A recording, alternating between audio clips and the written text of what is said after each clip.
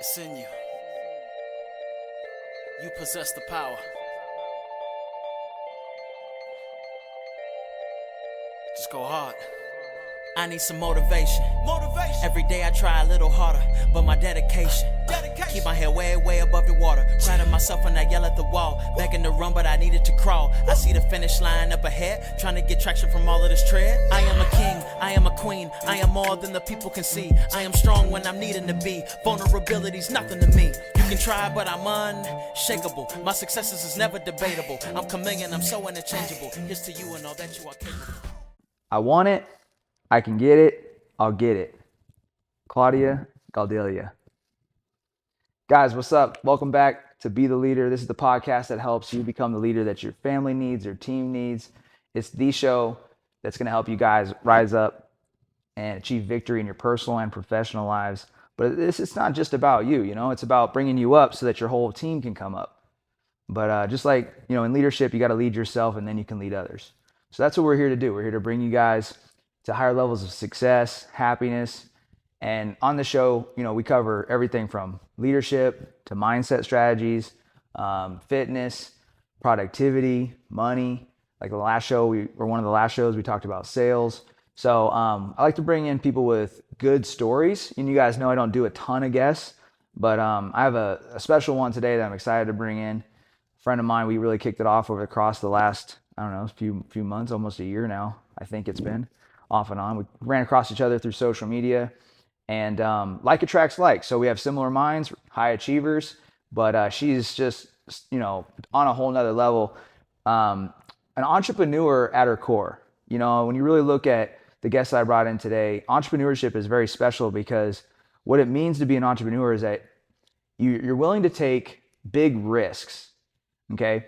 And that's what today's guest has done. She's taken big risks across her life. She's a black belt in Jiu Jitsu, if you guys like Jiu Jitsu. She's a former UFC fighter, if you guys like the UFC.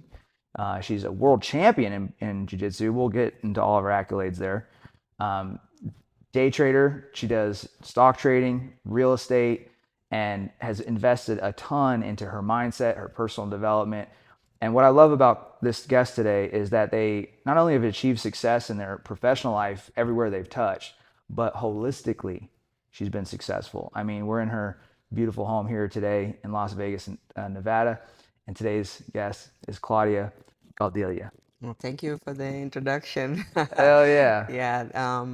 Yeah, I love what you do. I started following you on social media because I love people that did a lot of work to become who they are. I have a lot of respect for people that did a lot of work to become great in what they do. And the first time I saw you talking on Instagram, I was like, oh, this guy's real. I'll listen to his stuff, and no brainer. I started following you right away. I love what you do. I love the way you're helping people out there. And that's one of the things I get a lot of joy in life. It's helping others to succeed and to become great leaders. So thank you for having me. Yeah, thanks for letting me be here. And guys, there's this is a little important part as we continue to dive in. But in life there's givers and takers, And a lot of the world is full of takers, people that are just going to whatever, take advantage of an opportunity. They're going to ask for more than they give. And our relationships, since we've known each other, has been a product of giving. Like I can tell Claudia is a giver at her soul. And that makes me just want to help her even more. And I know that's why we're connected. So what I'm saying to you guys is continue to give out in the world because you're going to get what you get put out. Like attracts like. Great soul, great person. We're going to dive in that today. And we're in her great home here in Las Vegas, Nevada. Beautiful house. Yeah, thank you. Thank you. It took a lot of work to get here, right? I grew up in a very small town in the northeast of Brazil. I had a very tough upbringing. My family struggled a lot. My parents struggled a lot to raise 5 kids. And they are very traditional. My mom especially is very traditional. She wanted me to get married, go to school, and have a traditional family. And from a very young age, I was like, no, I am going to go out there and change my life because fuck that. I'm not living life like that, you know? Is seeing my mom struggling to put food in the table for 5 kids, and my dad is alcoholic, and struggled with addictions his whole life. And it was just very hard for me as a kid to see my parents fighting and see them trying to raise 5 kids and not having a lot of money and a lot of resources to raise us. So at 14 years old, I started training jiu-jitsu. I first got introduced to capoeira in the streets of Brazil. It's like a dance fighting. And I liked the style of the dance, but I also liked the artistic aspect of the art. And I started training on the streets with people that I didn't even know. And that was like my way out of seeing my parents fighting at home and seeing my parents trying to make me somebody that I wasn't, you know. So I started going to the streets and playing capoeira. I'm glad I chose a good thing to do, Yeah. because my brother chose a whole different path and Yeah. spent 10 years in jail. And I was like, from day one, I was like, I'm going to be good at something. And from capoeira, I got introduced to jiu-jitsu, and I completely fell in love with the art of jiu-jitsu. And I was like, you know what? I'm gonna give this a shot. Like, I don't have any other opportunities in my life. Like, I don't know what I'm gonna do if it's not something like that. You know, I knew I was gonna have to take big risks in my life, but I was ready to do it. And the reason why I chose to go 100% in, it was because there was a couple fighters from the region where I'm from that were succeeding in life. They grew up there and they started like traveling to other places. And one of the guys that it's like 40 minutes from where I'm from made it to the UFC. Gleison Tibau, his name. He lives in Florida. Shout out to Tibau, because as a kid I saw him, really diving into fighting, and I was like, hey, this is what I'm gonna do. This is what I'm gonna do to change my life. Because if this guy did, I can do too. And I'm talking about a time where women was not even in the UFC. Yeah.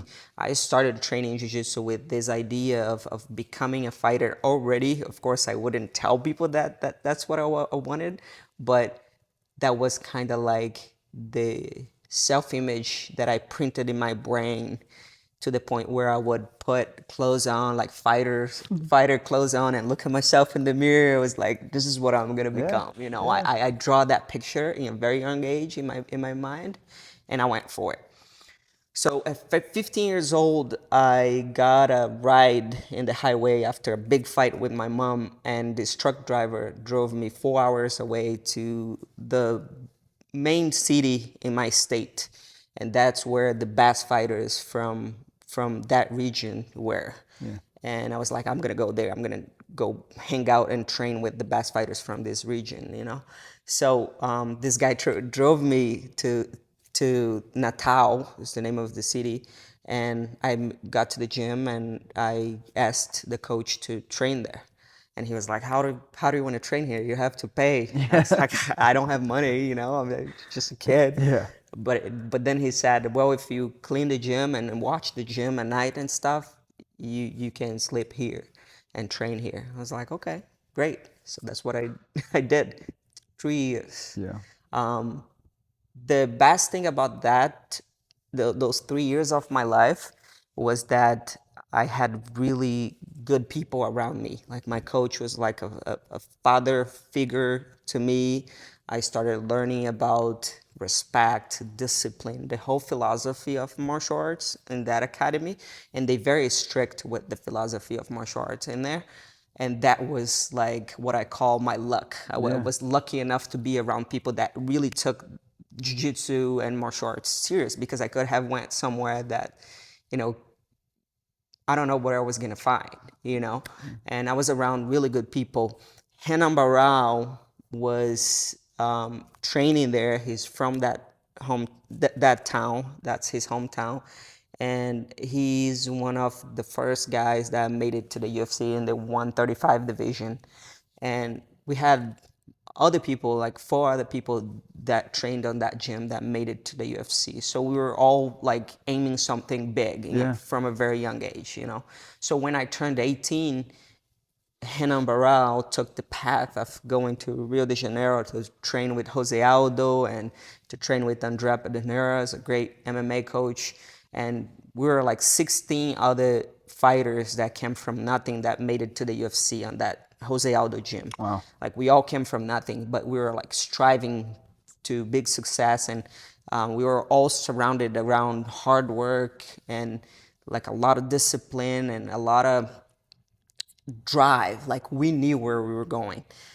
When I got there, Jose Aldo wasn't even fighting for WEC yet. He was fighting in smaller organizations in Brazil. And I got to see the whole growth, his development as an athlete. And I grew up as a fighter. I was raised as a fighter, seeing success stories. And I got to learn from that because, you know, when we talk about a time where women was not in the UFC, the guys didn't want to train with me. Yeah. You know, I didn't have much help. Like, no, it was like very controversial whether they should even be let in at all, like in the UFC, right? It was women in the UFC was looked down upon big time. People were like, oh man, I can't believe they're showing this. Yeah. And Dana said, like he said it, women will never be in the UFC. He was very clear about that. There are videos out there of Dana saying that, you know, and I believed it. My idea was like, hey, if these guys can make it and I surround myself around them and doing whatever they are doing but more, I will make it too. So I really believed in making it all the way there, to the points where my teammates didn't believe it, my coach didn't believe it, that the people that were around the gym, they didn't believe it, but I was like, I'm going to make it. You know, of course I was afraid, you know, but one of the things I always do in life, like I don't care if I'm afraid, I'll face my fears and I'll do it anyways. Like that's what I always told myself walking out to big fights. Like, yeah, I'm scared, but I'll go anyways because I have to accomplish my goals. So long story short, spent 10 years in Rio de Janeiro. Accomplished so much, right? I started training jiu-jitsu first, and from 14 to 21, I was competing a lot of jiu-jitsu. Like I have over 600 jiu-jitsu matches. I was competing when there was not enough women to compete against each other. So we would compete white to purple belt would be one division, and purple belt to black belt would be another division. And as a purple belt, I started beating black belts, and I started building my confidence. And you know, that's where confidence comes from, right? Confidence comes from competence. Like if you do things and Get that fly. I got it. That fly picked the wrong freaking motherfucker. Knocked him out. If you do things worthy, feeling good about, you're gonna build confidence. You know, that's how I built my confidence, was like going against people that were at the top and learning from people that were in the top. And I always had that mentality. But the whole goal and the whole purpose of this whole thing was to change my life, change my family's pattern of life. I didn't want to see my parents struggling anymore. I didn't want to struggle anymore. You know, when I saw my parents struggling with feeding us, I was like, fuck that, I'm gonna fix that, you know.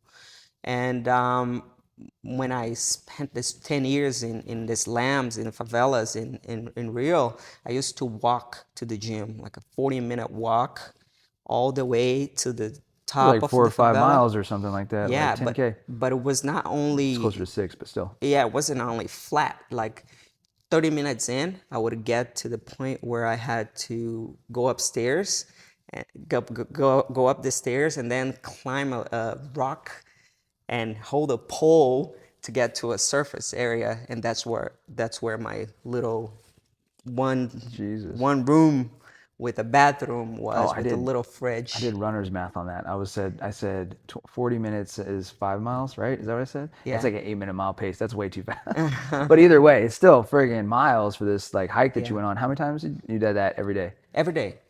Yeah. To make it to the gym, but I would do like 5-6 sessions per day, spend the whole day in the gym. And my last 5 years of living in Rio, I decided to go to law school because I wanted to be a federal agent. I was like, okay, if my fighting career doesn't work, I got to do something else, right? I believed in the process, but in the same time, from so many people telling me that this wasn't going to be possible, I was like, all right, I need a backup here. Yeah. You know, I need something.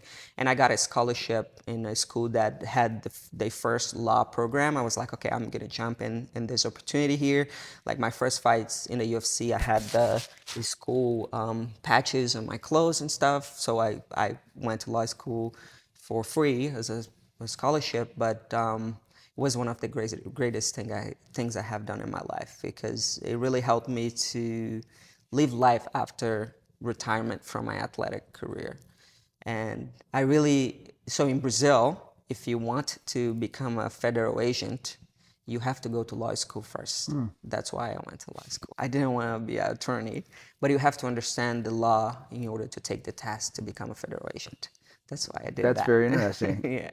Not here, right? It's different here. I don't think it's a law degree, but I'm pretty sure you do need a degree to get into like the FBI at certain. I could be mistaken, but I'm sure they'll tell us in the comments whether I'm right or wrong. But either way, Yeah. still super impressive. Yeah, it was crazy. Like I was competing in the highest level and going to law school. It was Yeah. very challenging, but I'm glad I used my 20s to do something hard like that. So now in my 30s, I can chill a little more. I'm still working super hard, but I have a better life, you know. And one of my biggest accomplishments from this whole thing, you know, it was to be able to retire my parents, go back home, and buy my mom a house. Like tell my parents, hey, you don't need to worry about food or anything. I got you, you know. Yeah. That was one of the biggest things I achieved in my life. Thing you're most proud of. One of the Yeah. most things you're most proud of. Yeah. When people ask me like, what's your biggest achievement? I go like, that. Retiring my parents, pretty much. Exactly. Yeah. That's so awesome. The amazing story of life transformation, personal transformation. And guys, this is why I wanted to bring Claudia on the show, is that success leaves clues. And if you guys follow her journey, like there's so much that so many breadcrumbs that all of us can learn from. And I can relate so much to your story just from my military career and everything. Just trust in that vision that you have for yourself, and regardless of what people are saying, the critics, just continuing to trust and have faith in it and build up the confidence within yourself to keep going after it, regardless of what so many people are saying and regardless of all the ways that you see it not working out, right? Like that's one of the hardest things is like you can see how it could go south and not go the way you want it to, but you will yourself and you make it happen. There's a few other things that I want to point out with your story, and I'm going to go into some questions, is that so some key things that I noticed with Claudia's story that made her successful. She changed her environment. Yeah, that was a big thing multiple times. She got around the right people. She listened to the voice inside of her soul, her consciousness, which told her to move and get around different people. She followed a vision. She focused on who she wanted to be versus what she wanted to accomplish. She focused on who she wanted to be first before what she wanted to accomplish. Who, then what? She told herself what one man can do, another can do. So she saw other people succeeding that were ahead of her, and then she began to adopt their habits. She aligned herself to the future that she wanted to have. She built a mastermind without her even really knowing. A mastermind is a group of people working towards one common objective. So she did that when she went to the gym. Everybody's got the same goal, which means we're all going to have the same conversations. You know, Epictetus, the great Stoic philosopher, he said that we should mirror worthy role models. That was a big one every step of your way. You're constantly looking at other people to get their success clues, get their secrets so you can bring them into your life. And little by little, through the hard work and commitment, you just applied them. And now here you are. So there's a lot of little nuggets that you guys can really, if you have a close, if you rewind this and you play it over and over again, if you follow those steps alone will make you dramatically successful. They will change your life and they'll change you.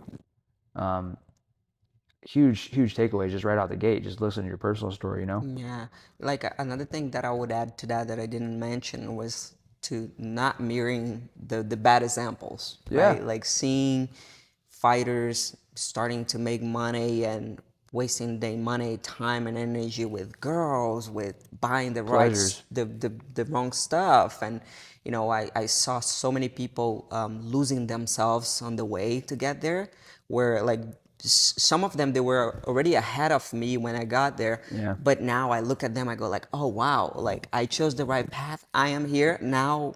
You there because you chose the wrong path. It's so clear. I did the same exact thing when I was in the military. Like I would see guys get into either special operations or higher levels of the military, and then they would chase deployments, right? They would chase deployments for money.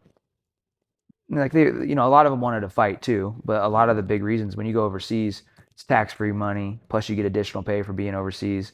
So a lot of guys would, opt in for the next fight because they could stack up some cash and then come back home. But then a lot of them would blow that cash when they came back.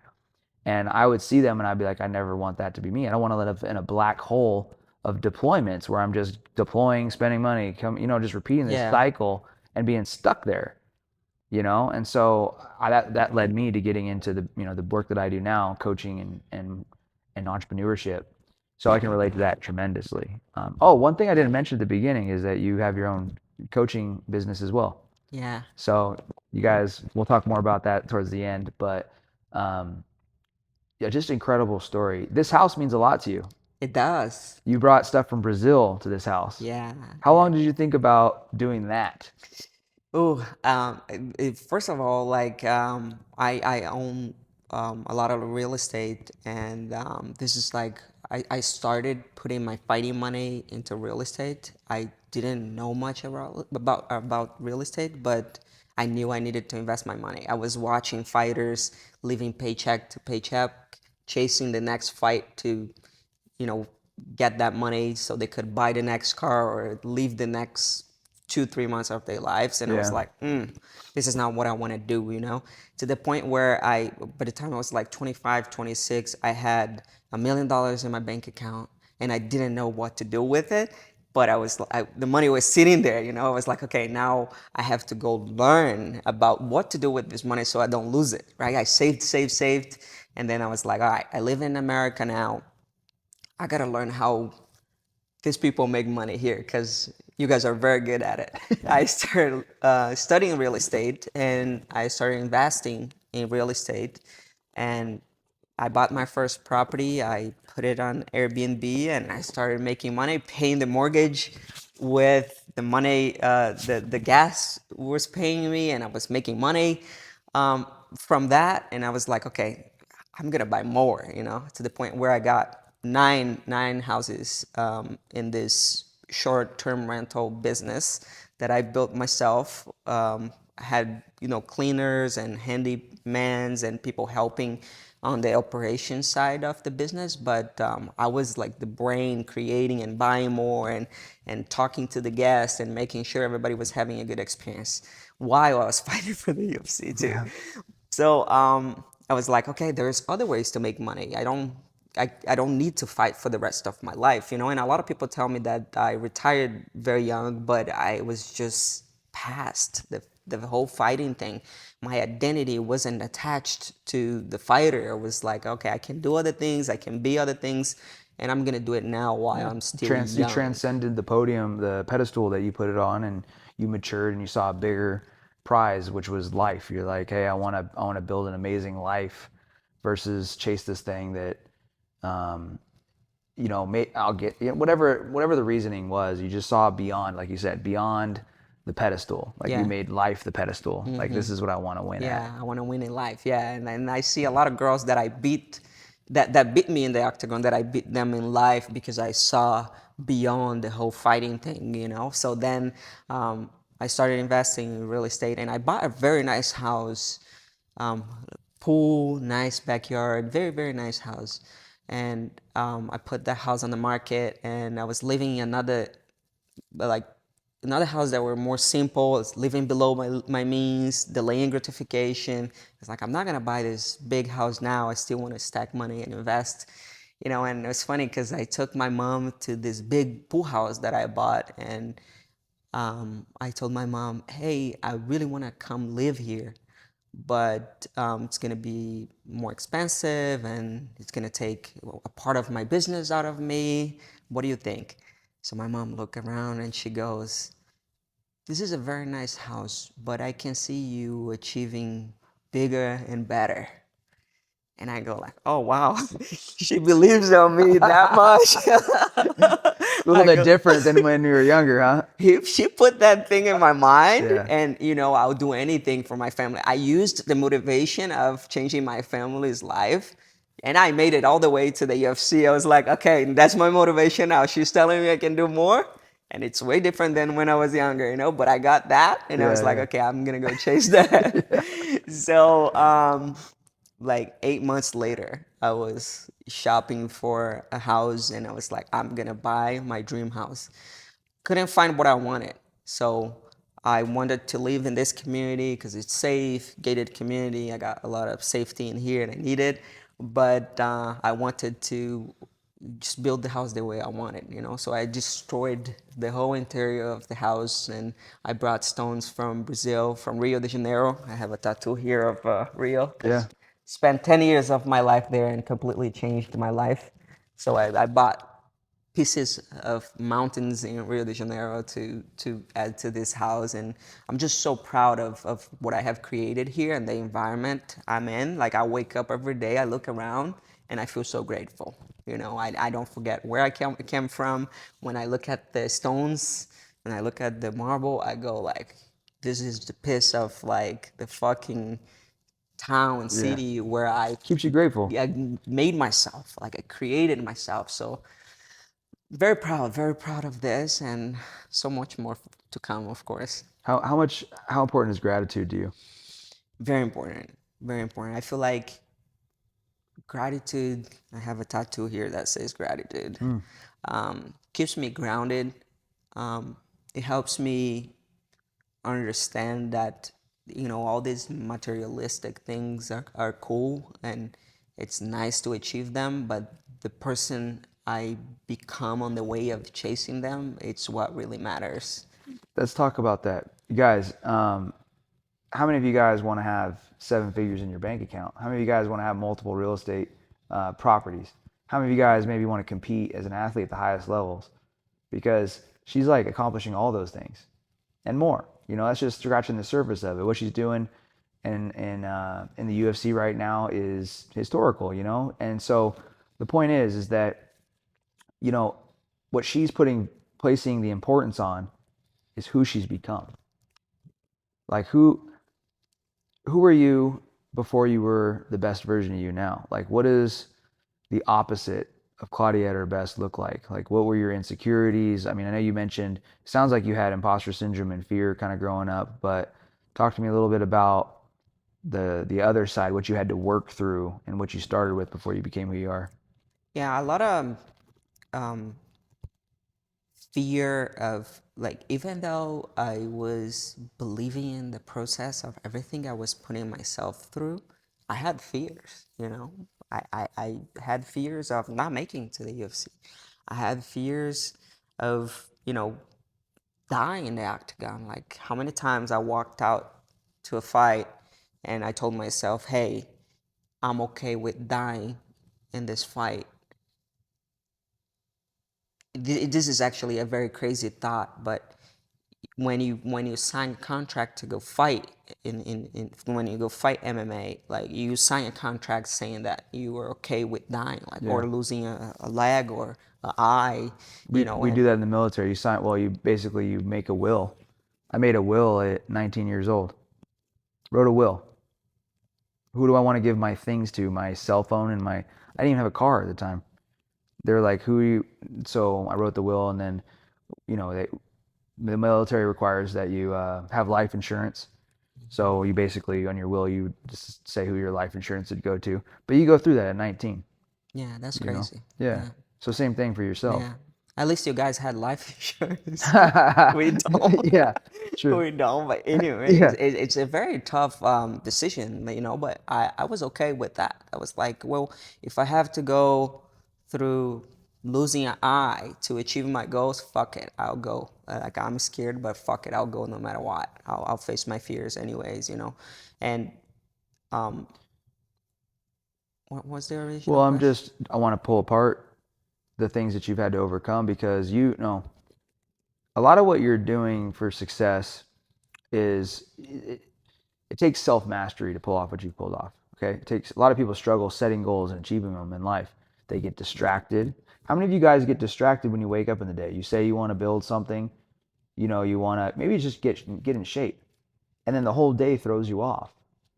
You know, you say you want to leave your 9 to 5, but then you can't like will yourself to do the work to actually build the life that gets you out of it. How many of you guys want to leave your home state or hometown, or maybe you know, you've been in a stable career for some time and you want to change and move from the East Coast to the West Coast or West Coast to the East Coast? Like, how many of you guys want to make that leap, you know, to the unknown, and you struggle with it?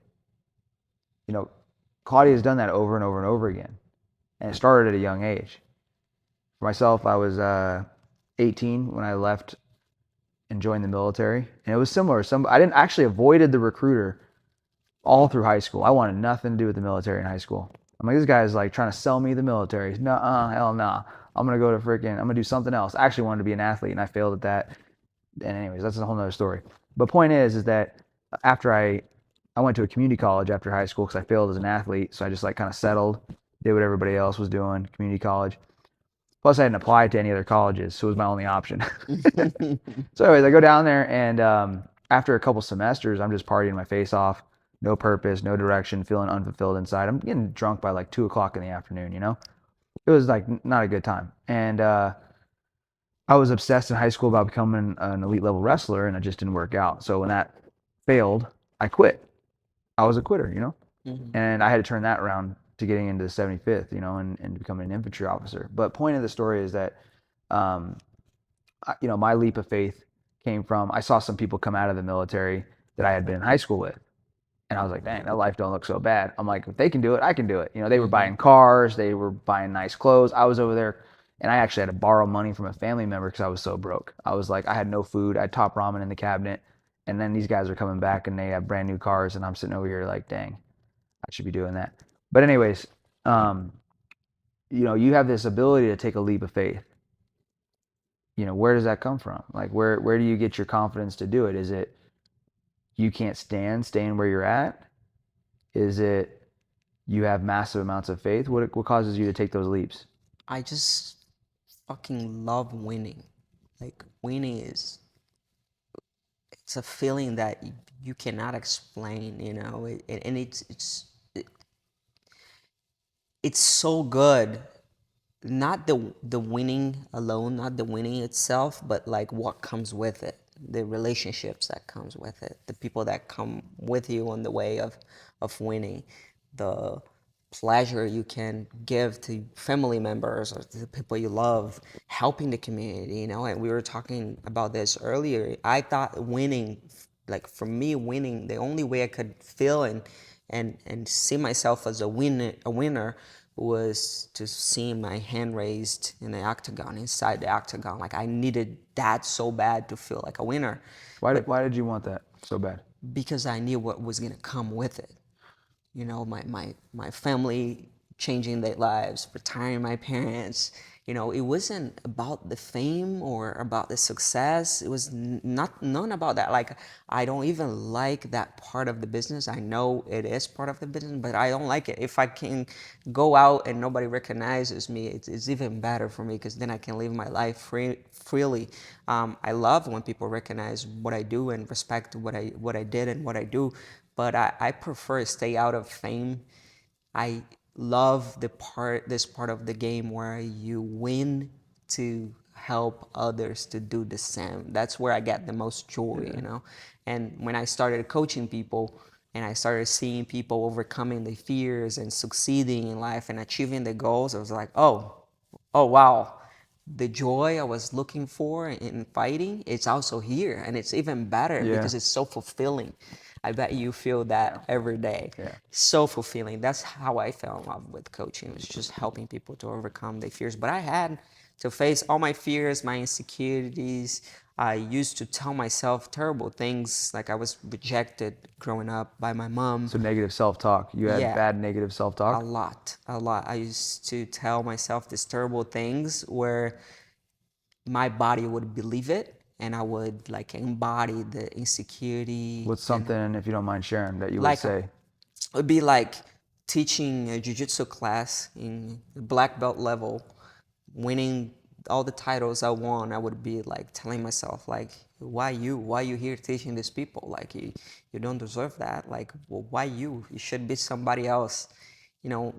Then I had to learn how to teach myself to tell me good things and to respect me the way I deserve to be respected, and to respect myself for the things I have done in my life. So you're a black belt established like champion talking with negative self-talk. 100%. And my body would just respond to it. Like my voice would get insecure, and my body would just like collapse. I would, You felt like a little girl versus a yes, woman black belt. Like you didn't feel like who you were. You felt like that kid. I felt like that kid. Exactly. The kid that was mistreated by her mother, and that never had anybody believing in her. Like I always felt like that until I started doing personal development and started understanding who I am, what I want, and why I felt that way. What did that? When did you start personal development? Was it before you went and started training at the gym, before you left home, or did that happen first?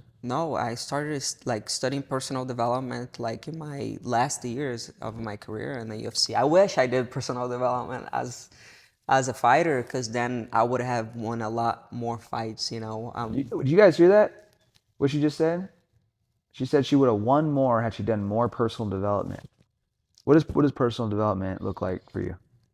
Understanding what is going on in my mind, understanding who I am, where I'm going, what I like, the type of people I want to be around. Like my subconscious mind had a pretty good idea of what it like where I should be and what I should be thinking and how I should be doing things, because I surrounded myself with a bunch of champions, right? But I wasn't very clear about my path. Like I had a pretty good idea, and I got where I am. If I was 100% sure Yeah. of what I wanted and where I was going, like I am now, I would have won so many other Yeah, like if fights. a coach or mentor would have been like building the personal development into you and been giving you that additional confidence to be like, this is why you're experiencing what you're experiencing, and we can remove all that negative self-talk by doing this. Like you just would have exploded, just like Yeah, taken off. for sure, for sure. And one of my best abilities today is to talk to athletes like that. I go like, oh, this is what it is, and they go like, oh, really? Because most athletes don't have a good coach by them that will help them understand what's going on in their mind. The best ones do, but the majority, the people that don't make to the top, don't have a personal development life coach. That's so true, guys. Remember this. Everything she just said. Remember this little quote. Your level of success will not exceed your level of personal development. Okay. Your level of success will not exceed your level of personal development. So, in order for you to hit higher levels of success, you have to come up. You can get all the skills that you want, but if you don't improve you, you could get to the top and then you're just going to fall down and just be back to square one all over again. So I think that's a huge point that everybody needs to hear more of. I wish I would have known it at a younger age. Personal development has completely changed my life from like, man, just a quitter to winner, like from nothing to the 1%. Yeah, yeah. So That's I love that quote. It's so strong. Like I feel in my body, like my energy feels that quote, because it's so true. Like I fought for the UFC title and I lost by a split decision. Like I was this close to becoming a UFC world champion, and I fought that girl twice, and both fights were like this. And then she goes, loses to another girl. The girl takes her title, and then the girl goes in there, fights somebody else, loses the title. So this is now the former champion. I go in there and I fight the former champion, and I beat the former champion. So it's um, like my career in the UFC. Like I didn't get to the championship like level of feeling like I got the best out of what I could have done there because of timing, right? Like timing. I beat somebody that was just the champion, Yeah. and I lost by split decision like twice to the champion. So it's like, I wish I had personal development.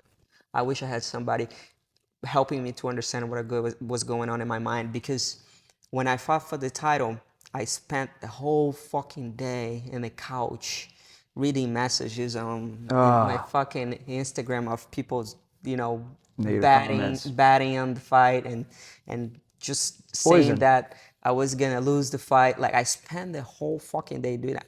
I wish I had somebody right there to help me understand what was going on in my mind. Yeah, So whatever you plant in your mind grows, and that's what you were doing, exactly. was planting negative shit in your mind. So much, to the point where I beat her for 3 rounds, like, so bad, and then by the fourth and fifth round, I started hearing all those negative things, and I started walking back and getting tired, And you guys can go back and watch. It was a pretty good fight. You learn a lot from what I'm saying and watching that fight, but it's just, I'm telling myself all these negative things in there that didn't help much. So I wish I had a coach that helped me with personal development. I wish I understood myself more. But the good thing about all this is that those are all good experiences for the life I'm building now. I still feel like I accomplished a lot in my career. I got to the top of the top of the top. I did things that nobody will ever take from me in the UFC, and I'm not done. I'm 35, Yeah, retired yeah, from one career. You see a lot of people quitting on themselves after they go through something very hard, like being in the military or fighting or living a whole athletic career, and we didn't quit in ourselves. We're yeah. still here wanting to Yeah, win. you should never peak. Like every peak in your life should be a false peak. Like you hit the top, you get to like for my case, get to the 75th Ranger Regiment, and after that, I hit a really hard time. I struggled afterwards with some combat related shit. Felt like I failed like a leader as a leader, and turned to drinking and stuff, and I had to turn that all around. And then I built myself up even higher, and then I got featured in Forbes magazine, Entrepreneur magazine. Uh, I mean, it just like my point is that I didn't quit on myself when I fell down, and I think that's what everybody needs to do, because that little peak that I had was actually just a false peak in the 75th. I went on to do bigger and better things, and I'm still doing them, and I'm still going to go. And so every peak that we hit is a false peak. You just got to choose to get out of the valley that you're in, keep climbing higher. Yeah, 100%. I What totally believe that. what are like maybe two things, two really hard things that you've overcome, or maybe three. So like for myself, some things that come to mind are I spent 3 years away from my wife, multiple deployments, pretty much suicidal. Well, not pretty much suicidal, drinking problem. I overcame that. That shit was tough as fuck. I'd ran 100 miles without doing a train up. I like signed up on a Sunday, did the race 6 days later, and finished it at 11,000 feet. It was at 11,000 feet in the Rockies, and I finished that thing. That shit is hard. Yeah, I mean, I got a handful of fights, but nothing like, not even close to what you're doing. But then the last thing, it was the hardest, was transforming, changing myself from quitter to winner. When I went from minimum wage, temp agency, I tried to get a job at Outback Steakhouse, like I told you that. Mm-hmm. They wouldn't hire me. I went from that to joining the military, coming in as the bottom guy, enlisted engineer, and then getting into special operations and playing in the Super Bowl, going overseas, doing high value target raids, and then like becoming a company commander afterwards. But the hard thing was that transformation, like taking my mindset from quitter, failure, turning that around to believing that I could become a winner in life. That was difficult as hell for me, because the self doubt was there, the fear was there. But I learned a ton, and I'm curious from you, like what are 1 to 3 things, hard things that you overcame?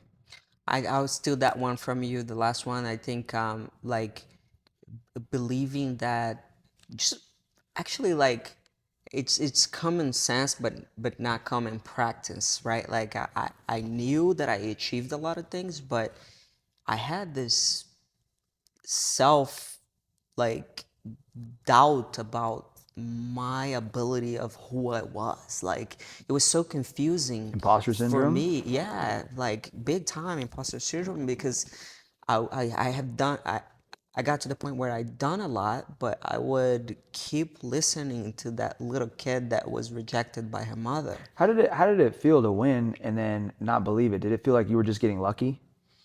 Sometimes I would think that, I would tell myself, "Oh, you're just lucky," and then I would like try to talk to myself, "How you just keep getting lucky, like over and over, like there's gotta be something else in there. You Yeah. gotta have something else in there." But like, not until I started doing personal development that I understood what was happening to me.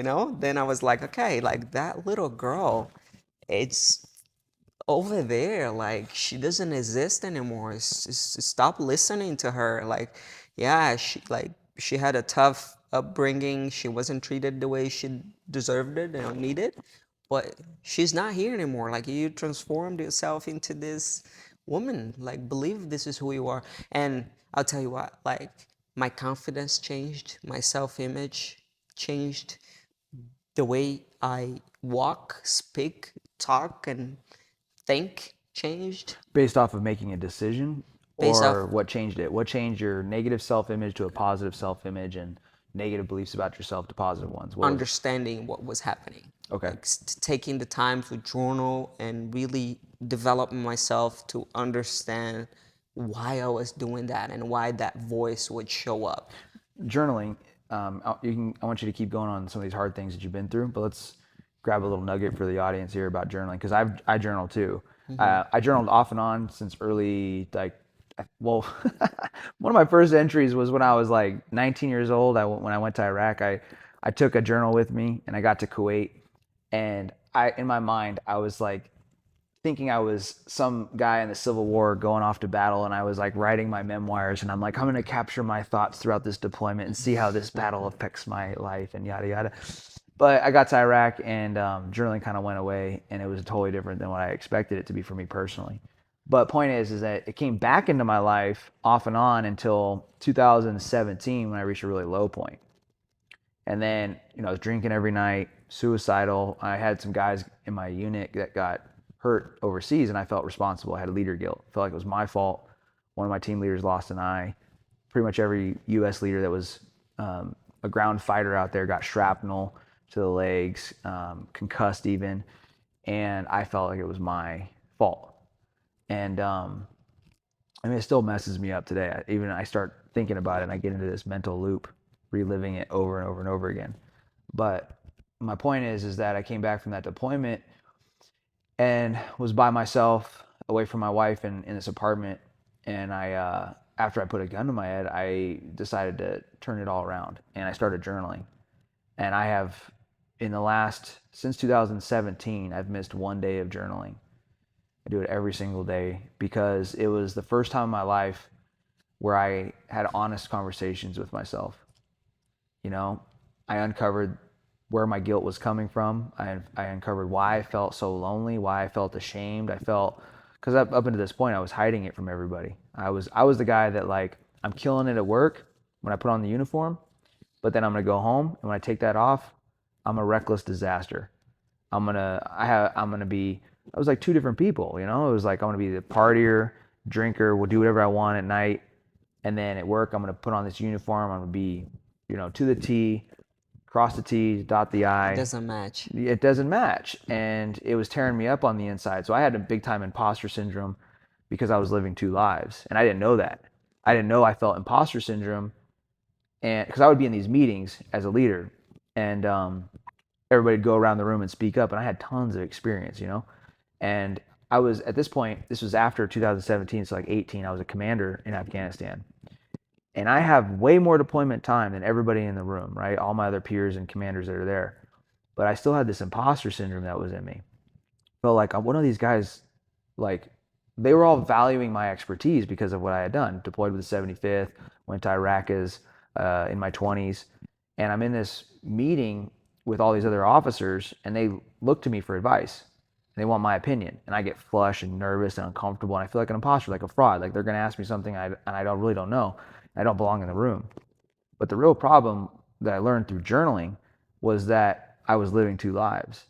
And I was afraid of being caught about who I really was. My subconscious mind knew all the stuff that I was doing when I took off the uniform. It knew that I wasn't behaving. I wasn't acting within 100% integrity, drinking too much, lying, fabricating, like sometimes not even knowing I'm doing that, just exaggerating to the point. But an exaggeration is a lie. So point is that I became very, very self-aware through journaling, and that helped kind of course correct me and get myself more in alignment to the person that I was when I had the uniform on all the time. So when did you start journaling, and how do you go about doing it? So I started journaling because, like, I know everybody talks about, and it's like this cliche idea of like, oh, if you want to be self-aware, you have to go journal, right? Like everybody talks about that, but nobody wants to build the habit, right?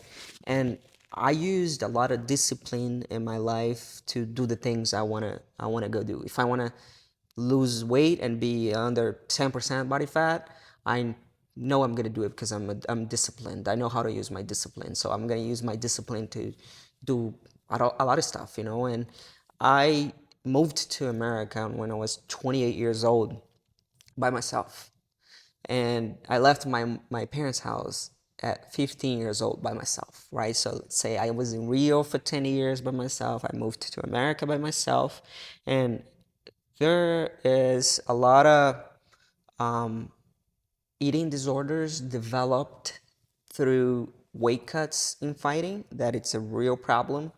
I lost over 25 pounds 24 times in my life to cut weight for fights.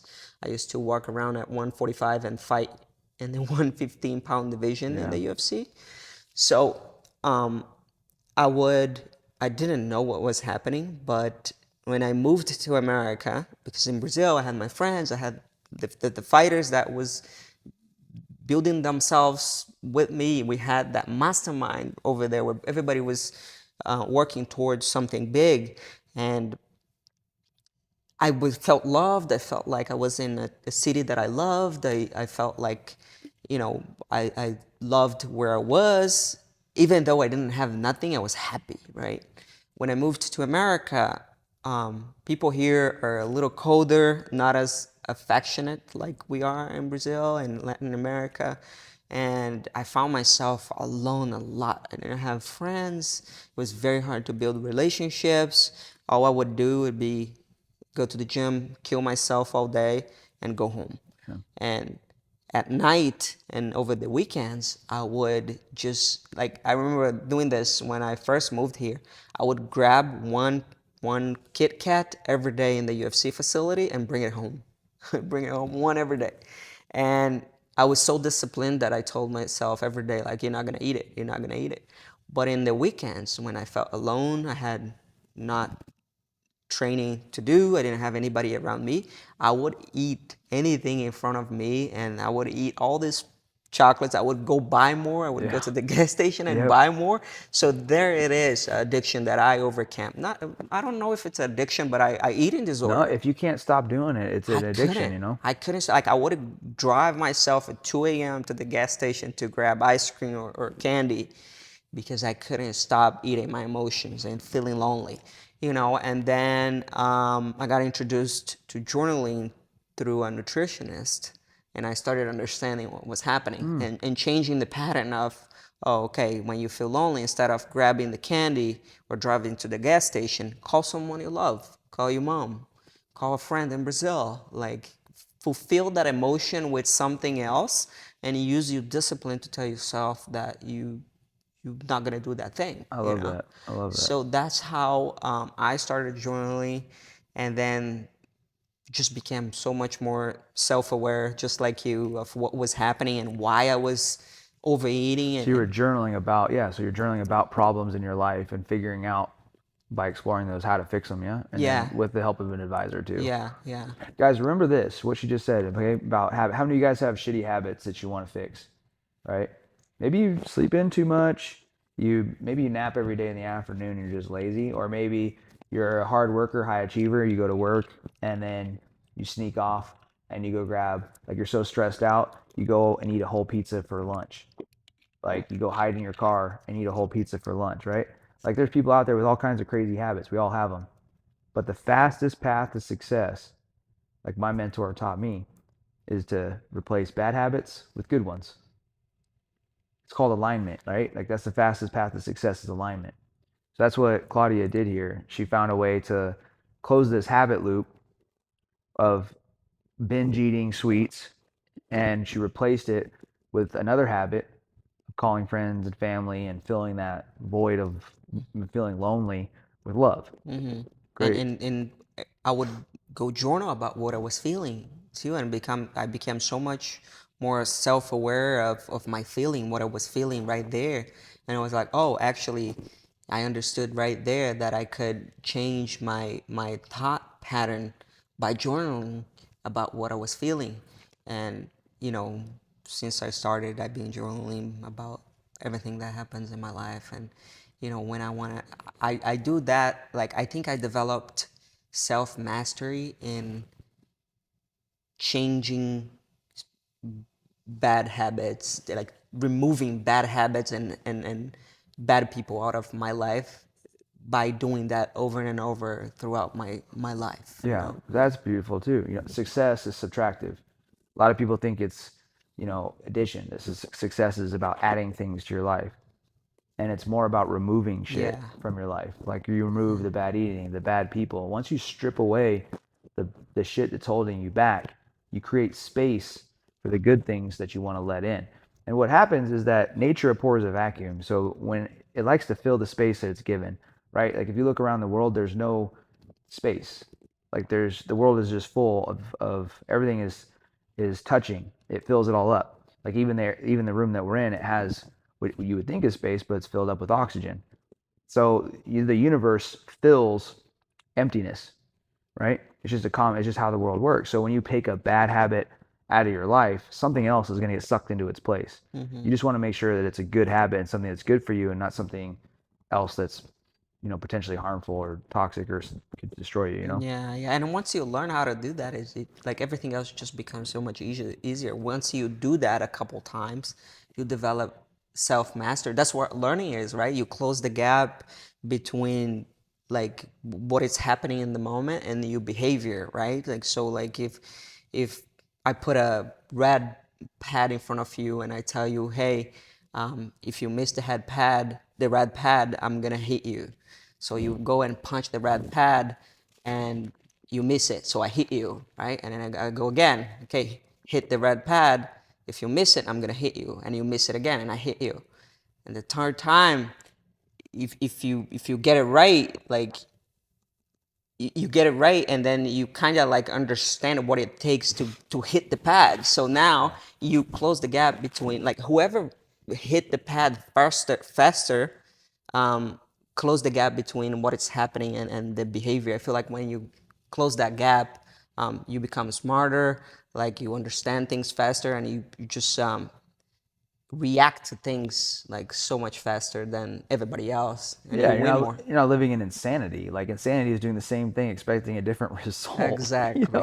Yeah. Einstein said that. And Yeah. most people, like, we're all guilty of that shit too. But if we cannot make the same mistake twice, or maybe it's three times or whatever, then life gets smoother. We get better at life. You still want one more thing that was hard for you. Discipline is something I teach my clients a lot, but I want to pick your brain on it as well. Um, do you see discipline more as a muscle or like a light switch? Something that you can just turn on and use, or something that you strengthen? I think it's both. Like you strengthen that muscle to get to the point where you can just use it and switch the light whenever you want it. But just like working out, right? Like you want to build a good biceps, you gotta go in there and do bicep curls, right? If you want to have good discipline, you have to tell yourself no to the cookie 100 times before you get good in saying no to the cookie. If you say yes to the cookie by the second time you should be saying no, most likely you're going to say to the cookie again the third time, fourth time, and fifth time. So I feel like discipline is something you build But once you learn, once you have it, it's muscle memory. You can just use it. If somebody wants to build discipline, because everybody I think understands, a lot of people these days understand the value of discipline. Really, that's the thing that's putting the people that are more successful than any of us ahead of us, is that they're just more disciplined. The person that's doing a better job at where we're at in life is more disciplined. Like maybe they've been doing the thing just as long, but they're making more money and we're not. What's the difference? It's discipline. They're putting more discipline into, that's the input that they're using, right? So I think everybody really does value discipline. So a lot of people are working towards making and building more of it, right? Do you think that the best approach is to start small with small things and build up, or do you think you should go after your biggest crutches, the biggest areas you're messing up, and fix those? Do you think you should try to do everything at once? Like if somebody wants to build discipline, how would you tell them to start? I would tell them to choose something hard to do, like really hard to do. Like for me, it's going to the gym and going hard in the gym and going to the jiu-jitsu academy and getting choked and getting armbarred, getting my arm twisted and getting people like trying to kill me so I can survive. So I know exactly how to react to things in these cases to make myself stronger in on that thing, right? Like going to the gym will help me build resilience, will make me stronger, will help me do the things I don't want to do, because when I don't want to go to the gym, I still go to the gym. So like I feel like the best way to build discipline is to choose to do something hard and sticking to the thing to the point where you get good at it and you start liking the thing and finding purpose on that thing. And then you can use that skill for other things in your life, nutrition and, you know, like a business you're trying to build that you need to do the boring things on a daily basis. I take those skills from choosing to do hard stuff every day. So then I built that muscle where I know that if I choose to do something and I put my hands on something to really do them, I'm gonna do it in the best of my ability, because I know what hard work is. I know what I have to do and how much work I have to put in to build anything. So start small with things that can be shifted in a daily basis, but also choose something to do that it's very hard to do, so you can grow your personality and that hard worker on you on that hard thing you choosing to do, so you can use that ability to do other things. What else do you use outside of the gym to build your discipline? I use like hard habits to build, like journaling. I know I like sometimes I don't want to do it, but I'll do it because I want to build my discipline and I want to.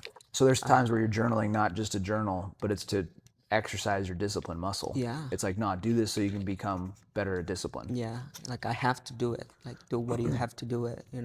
Um, Jiu-jitsu is fun, but it's still super hard.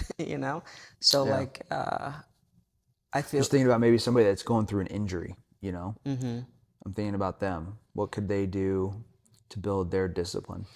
Well, I've been through a lot of injuries in my life. I have 8 surgeries in my body, and my body hurts like if I was a 80-year-old probably. I have so many injuries, but every time I got hurt, the first times I didn't know what to do, but when I learned to still be active even though I'm injured, like do something, don't just sit around and do Yeah, like nothing. rehab or walk or whatever you can do. Exactly. Yeah. Like when I had I had 4 knee surgeries. I was in the gym every day, upper body, working out, reading. When I had a really bad concussion in the last year of my career, I couldn't exercise. Like my heart rate would get up to like 130, 140. I would get all the symptoms back. I would throw up. I would feel like a lot of anxiety with lights and very sensitive to noise. So I couldn't work out. Like I would park my car all like to the side all crooked. Like I didn't know what was really happening to me. But I was like, you know what? I'm going through all this. It's gonna last long because I had a post-concussion syndrome, which is the symptoms of a concussion for a long period of time. It can last up to a year and a half, and I had it for 10 months. So I went and decided to study coaching. So I got a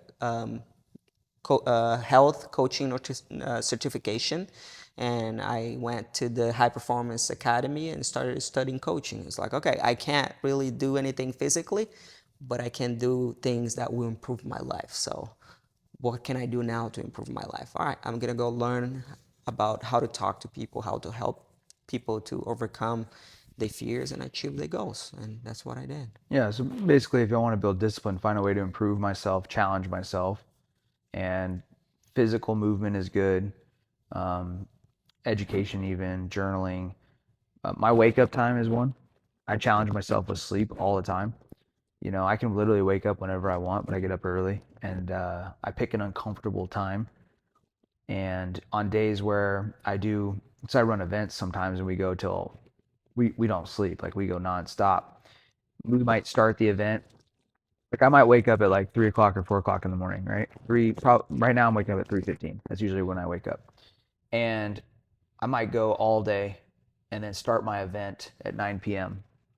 and then do a full day of that event and be done with the event. Like the last one ended at as the sun was coming up, so 5 a.m. and I hadn't slept.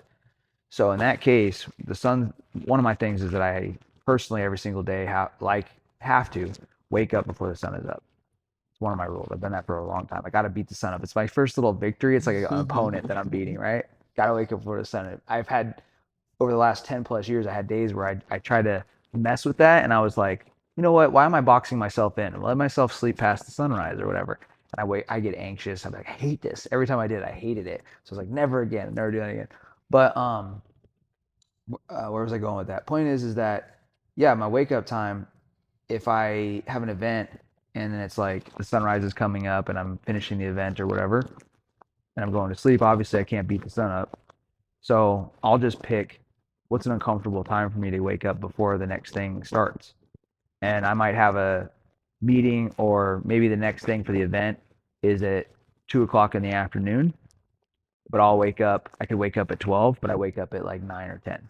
I give myself like 4 or 5 hours of sleep and I just pick a time and I'm not like encouraging everybody out there to deprive themselves of sleep and stuff, but I think that little technique has helped me a lot build my discipline because it also has helped me develop a winner's mindset. You know, because when I get up like that, what I tell myself is that I'm doing what others won't. I was like, nobody else will do this shit, and I get a little like dopamine hit off of it, and I'm kind of like, I'm who am I? My wife is like, who are you beating? Who are you competing against? And I'm like, them. She's like, who's them? The haters. Like, just imaginary people in my head, you know. It's like there's nobody competing with you with this shit, you know. But so that's one thing that you guys can use is your wake up time. Obviously, food is another thing that you can use to build your discipline, your physical training, journaling. I think that's a great place for everybody to start with their discipline. It is. Mm-hmm. Yeah. One more hard thing that you've overcome. I think I spoke a little bit about that, but being alone, like That's something that's huge, right? That's huge. like I chose to go do the thing, right? I chose to leave my parents. I wasn't treated very well, so it's like fuck this. Um, a good point on that is that I'm very proud of this actually, because a lot of people tell me like, hey, if my mom did to me what your mom did to you, I would never, You're pretty open about talking about yeah. that. How deep do you go? Do you Yeah. like? She doesn't like, my mom doesn't like it. Like I wanted to go deeper and stuff, but like my mom doesn't like when I talk about it. Yeah. And I love her. Like I'll do anything for her. Yeah. I fucking love my mom. I feel like I was so rejected that I had to develop myself to the point where I could suck on my emotions to go back to my mom and ask her to forgive me for something I didn't do, just so I had access to her life and I could give her opportunities to grow and understand me. And that took a lot of pain from me, like accepting being rejected by her, to taking her to fly with me all over the world, because my mom is now almost 80 and she didn't leave her hometown until she was 65. She was like, I mean, I'm timid to kind of pull and ask some questions on this, but I want the full picture, you know? Like, you're saying she rejected you. What does that actually, what does that look like? I mean, if you don't want to go there, that's cool. But in my mind, when I hear it, I don't know. I want to see it in my mind, you know? so If you like, don't mind. so like I was a very active kid. Like I grew up very like energetic. I wanted to play sports. I wanted to play outside with boys. I wanted to, be outside playing and doing things that in my mom's mind, girls don't do. And she wouldn't accept the fact that I was that way. And she was always like judging the way I was choosing to live my life. In America, this is pretty normal, right? Like, I don't remember exactly when the first woman was accepted in the Olympics, but it wasn't too long ago. Just a good point for people that don't understand what it is.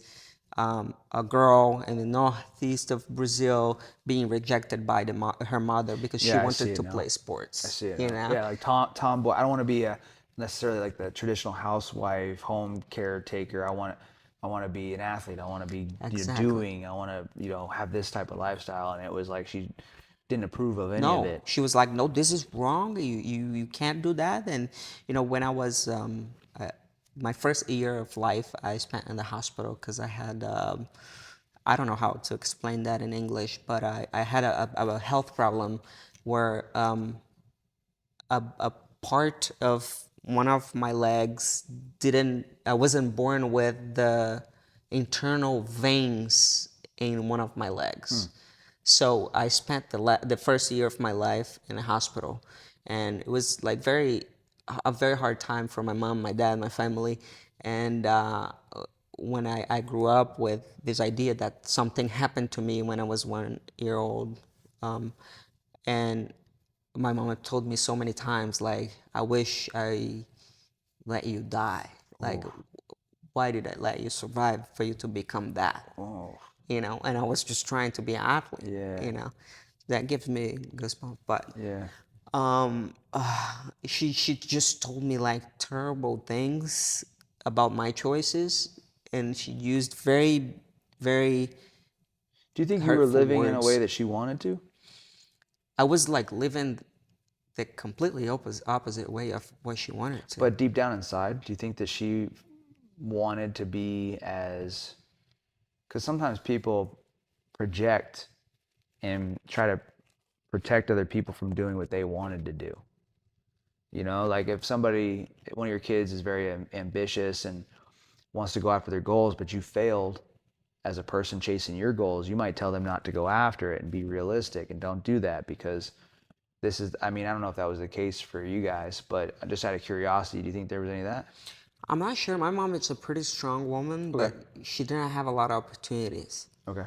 Like, she wanted to do great things, but she didn't have opportunities. So maybe there's something in there when it comes to that.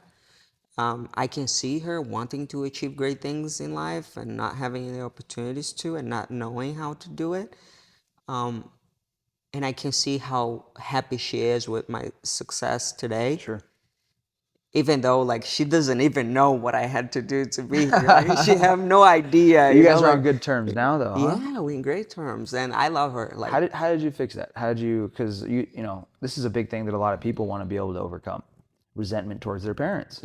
I think we all go through phases of our life where we resent our parents, and then we grow. Ideally, we grow past it. Some people never do. So how did you personally do that, and how could they do it? I understand that my mom did what she could with the information she had, and that's why when I started becoming more successful, was like, let me help this woman to have more information, so then I can understand, is she really that bad, or she just didn't have enough. To raise me better. And then when I flew with my mom all over the world, And it was like so nice to see her experiencing things and different people for the first time in her life at 65 years old. You know, like her whole mindset shifted. She became a softer person, more loving, more caring, more understanding about people and diversity, and she's just a whole different person now. And I look at her now and I go like, yeah, I did that. This is so cool, you know. like I have a lot of pride about the person she became, because I was able to give her opportunities to go out there and explore, you know. So I understood in a very young age that she did what she could with the information she had. It's not that she was bad. And some people are bad because that's what they practice, because that's what they know, Yeah. right? If you practice being good, you're gonna be good. If you practice being bad, you're gonna be bad. And Like me and my dad still figuring out how to hug each other. really, You yeah, know? yeah. But Yeah, I took all that from my mom. Like, she told me she loved me when I was 30 years old for the first time. I hug her, I treat her like a queen, and I was like, that was just so it's forgiveness. I mean, it's forgiveness, and then being the leader in the relationship is what you did. You forgave her. You extended some either help or opportunity. You just took the initiative and you brought her up to your level after you got results and exposed her to it. And like the law of exposure says, that which you see you can't unsee. yeah, So once she saw that level, she probably started internalizing and realizing that some of her shortcomings and broke how she was kind of holding both of you guys back. And but really, what it does, what it came down to, if a person has resentment towards their parents, is that they got to take the initiative to fix it. yeah, yeah. And like really forgive with the idea of like, wait, hey, they didn't do personal development. Yeah. They didn't do therapy. They don't understand themselves. This is the opportunities they have. There were so little. Like, I can't blame her for that. But then, Yeah. if you do all you can do for them and they don't change, then that's a problem. Right. You Right. know, Right. if you give them the knowledge, the information, the materialistic things, if you give them everything and they don't change, forget it. So being lonely, I took you down a little bit of a side road there, but being lonely was something that you overcame, and you did that. Was it you said through journaling? Yeah, through journaling. And, you know, I feel like my eating disorders came from the weight cuts, but also from being alone. Was a mix of, you know, these two worlds. But I'm here, 35, I'm still alone, you know, Yeah. because I like being alone, but like, What do you like about it?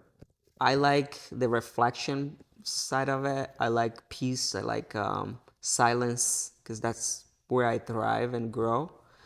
But I wanna build my family and raise kids. I want all that. But I spent most of my life figuring things out, you know, understanding what I'm sharing here. And I feel like just now I'm ready to the next phase of my life, and really, really ready. You know, I don't have many things about relationships and success to figure out to the level I want to be in life. Of course, I want to learn more. I want to be more. I want to do more. But I feel like I have a good base, a pretty good base of what it takes to achieve high level of success and maintain all my long-term relationships and well-being and mental health along the way. So now I'm ready to have people in my life and build the other parts of my life that I didn't build. What's the key to feeling comfortable alone? Like how does somebody do that? Purpose, understanding what are you chasing. um, I would say aiming, not chasing, because what do you chase runs, right? So what are you aiming? Like, what do you really want to do? I feel like when you have a good understanding of what do you want to be and who you want to become, those those things, you know, being alone and facing hard stuff, it's just the obstacles on the way of getting there. Yeah, it gives you a chance to connect to your purpose and who you want to become. Being alone, the tool to get used to being alone is to use it to build the best you. And once you fall in love with that, being alone, you actually enjoy it because it's time for you to build the best you. Yeah, Yeah. it's even dangerous. Like, you have to, like, be alone to build your best you, but also be around other people because Yeah. we're made to have human interactions, you Yeah. know. And I force myself to go around other people and to develop myself and develop my social skills and grow with others. You Yeah. know, I think is one of the most important things in life. Like I spent time growing by myself to the point where I had a concussion and it was like, wait, why why am I doing all this for? You know, it's actually for others, for my relationships. Yeah, I'm building a better me, but like what really matters, what wealth really means is having good friends, is making people better, it's having a good family. It's that person and those relationships you build on the way of becoming the person you strive to become that matters the most. Yeah, it's not being one dimensional. It's like I teach the wheel of life, conquer wheel of life for my students. And it's like trying to maximize and get every one of those dimensions down.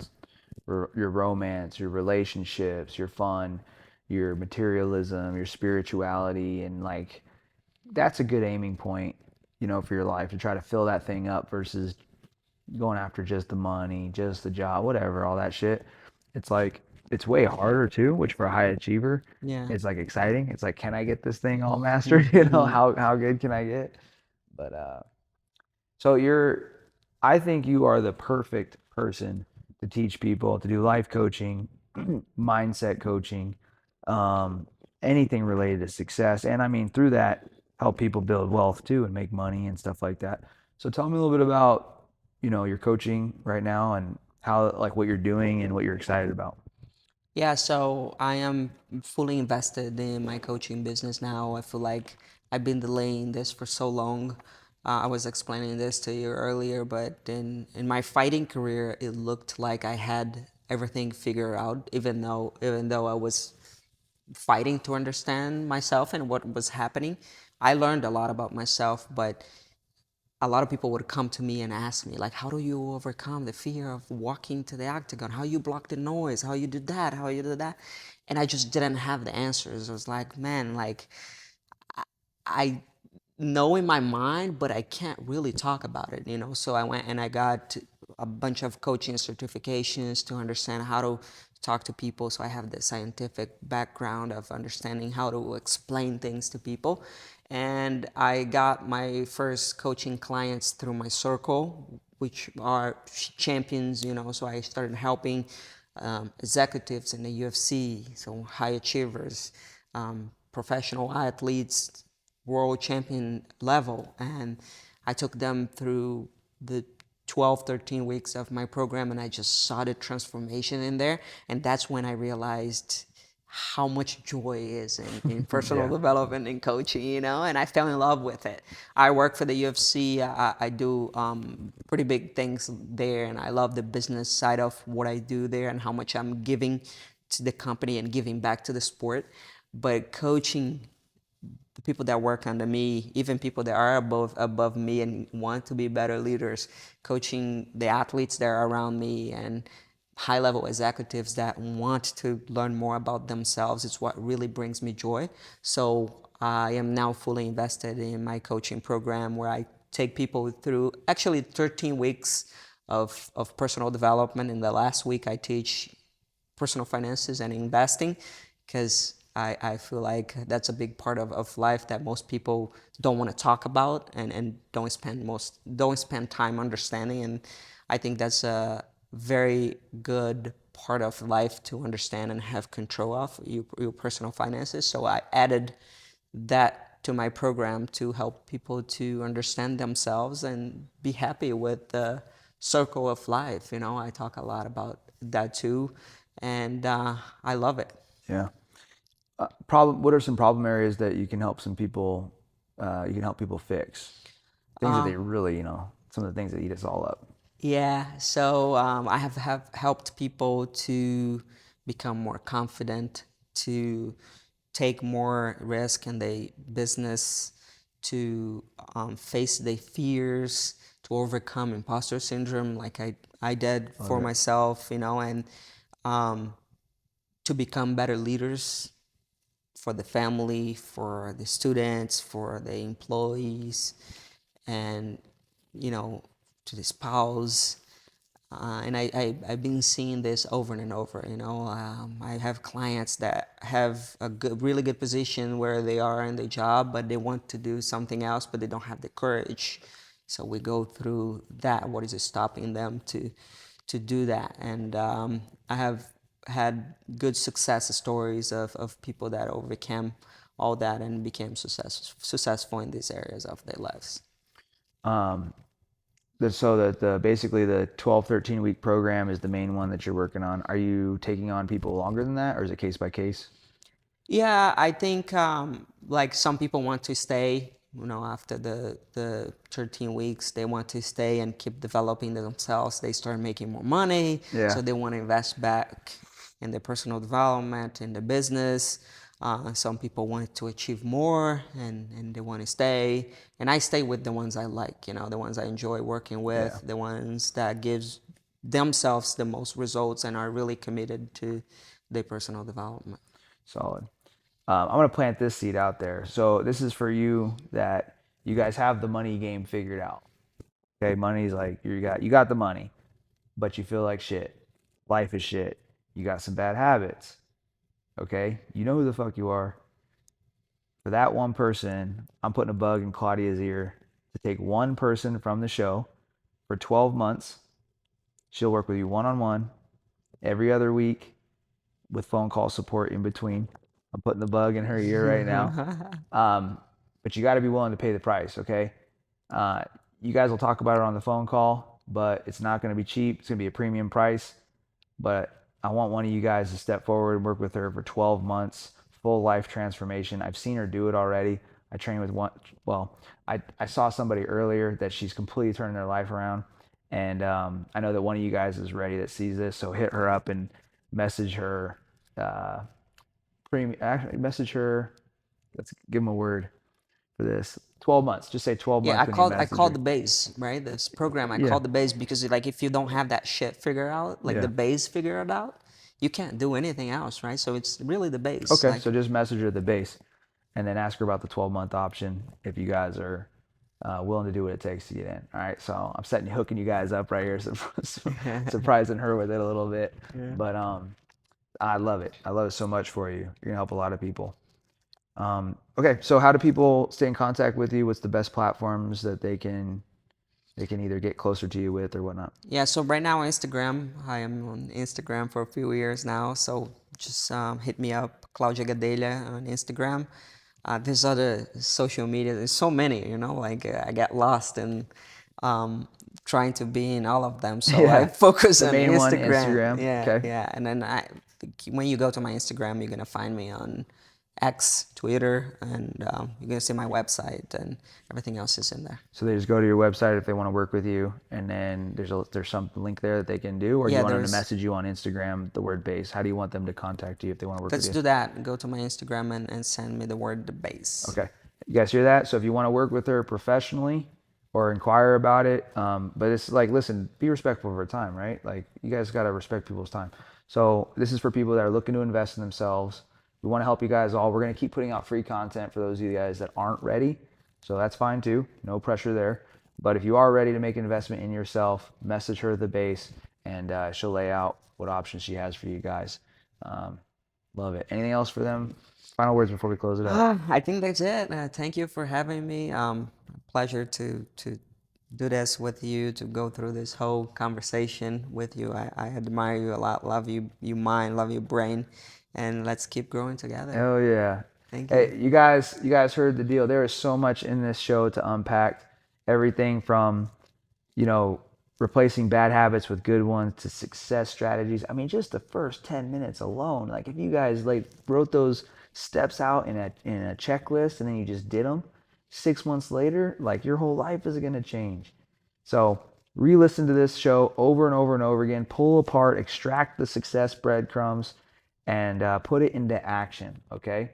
Because procrastination is the price, the cost of procrastination is the life that you could have lived, right? So we don't want to procrastinate. We want you guys to get to work and live that dream life that you're after. And appreciate you guys all. If you found value in this, just share it with a friend.